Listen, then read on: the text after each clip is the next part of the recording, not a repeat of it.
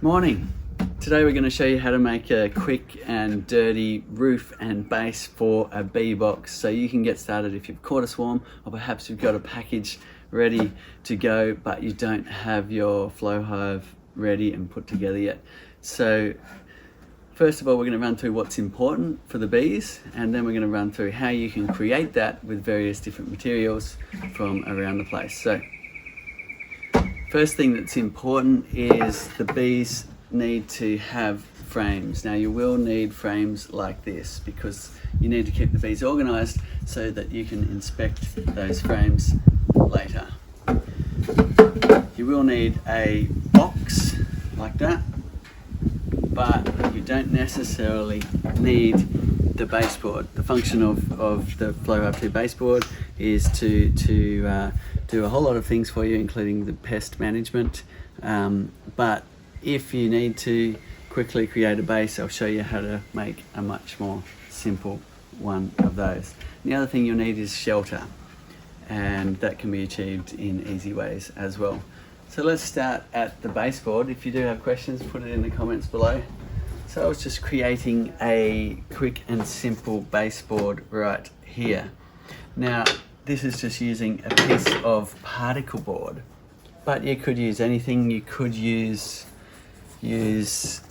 a piece of tin, a piece of old fibre cement sheet left over from some building site, or whatever you've got, some plywood. Doesn't really matter. You're not making this to be something to last forever. Okay, so the first thing you'll do is cut some sticks to size to be a riser. Now in this case you want the rise to be somewhere between 1/4 of an inch or 1/2 inch. In Australia the common size is about 9 millimeters of rise. In North America it tends to be a bit higher, a bit open, a bit taller entrance. I would recommend having smaller, especially when your hive is starting. That way the bees can defend the hive more easily when they're in their weak phase. So all I've done is I've cut some sticks to size and put them around the edge, leaving one side open. If you've got questions, put them in the comments and we'll get to answering those. But it's not a bad idea to put it on some blocks or something that you've got around to get it up off the ground, away from the moisture and everything that's going on in the soil. That base will last longer. Your bees will be happy to be a little bit elevated off the ground.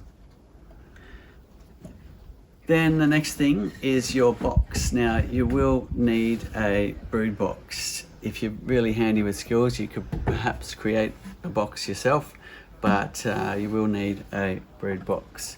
So that'll go on top of that base, lining it up like that. Noticing that there's an entrance now created at the front here for the bees to come in and out. Doesn't necessarily have to have a landing board. A landing board is something that humans have decided that bees need because we think that it might be more efficient for them to have a board to land on, and some tests show that that is the case. But bees are very adaptive and they'll go through the tiniest little hole, a crack in the wall, a big long tunnel, whatever. It doesn't really matter, they'll find their way in. So as long as you have an entrance, your bees will be happy to get in and out of the hive. The entrance could be at the bottom of the box or it could be at the top. It doesn't matter in this case. So the next thing you'll need to do is your frames. Now you need to put together your frames so your bees can get organized and put their comb on this comb guide. And it's important to have all your frames. What happens if you don't put any frames or leave some frames out of the box? The bees will build random comb in any which way in here, turn into a great big mess. You'll need to cut that out and rubber band it into frames later. Try and avoid that. If you were catching a swarm in a cardboard box, for instance, you want to leave them in there for no more than half a day because they will build comb very quickly in an open space.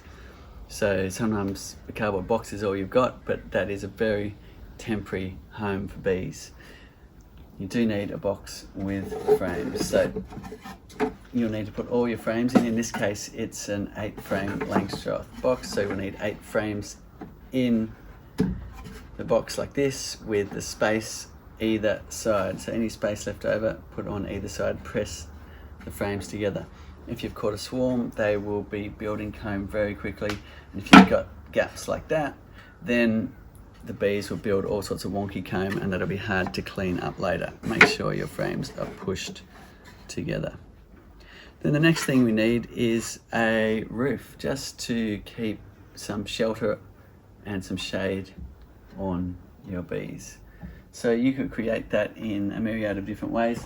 The flowhive roof has an inner cover and then another gabled roof on top of that, but you don't need that to get started. You could use anything you like. You could use a piece of this hardy, this is a fibre cement sheet. You could put that simply on top like that, put a brick on top, and away they go. And that will suffice as a home for your bees and a place they can start building their comb on those frames as they get started. If you've got a lot of sun on your hive and it's hot, then you may want to put another layer on top of that. You could use an old piece of roofing iron or anything you've got on top, and that would provide some more shade and insulation for your bees. If you haven't got those materials around, then you could even use things like that core flute or old real estate kind of sign material. You could use something like this, even for the base and for the roof. Now, all you do would be to cut this to size. If you've got questions, put it in the comments below and we'll get to answering those. So, all you do is cut this, and that simply goes on top of your box like that and would become your roof.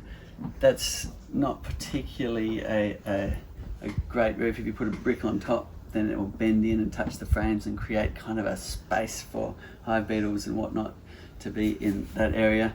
So in that case, it would be good to put a piece of tin on top of that, provide yourself a bit more shade, and also it will limit it from being pressed in when you put your brick on top. But that will suffice as a fine roof for your bees as they get started. I'll run through a few more options, but if you've got questions, put it in the comments below and we will get to answering those. Another thing you could use, and I've done a fair bit of in the past, is a tin base like this. Now this is just an old piece of tin, and what you could do is, if you didn't have time or didn't have the materials around to create this riser, would be to simply put it like that, nail it to the bottom, and then bend down the edge of the tin, creating a gap for the bees to come in the front. So all you do is nail this to the bottom, bend it down so the bees could come in like that.